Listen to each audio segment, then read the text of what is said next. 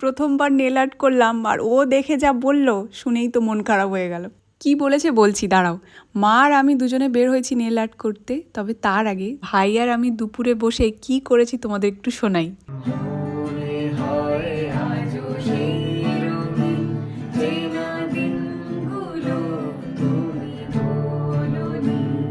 কিছুদিন আগে ভাই গানের একটা চ্যানেল খুলেছে, যেটা তোমাদের সঙ্গে আগে আমি শেয়ার করেছিলাম। আজ দুপুরে কি মনে হলো, ভাই বলে চল আগে আমরা দুজনে মিলে যে গানটা গাইতাম সেইটা আজকে গাই।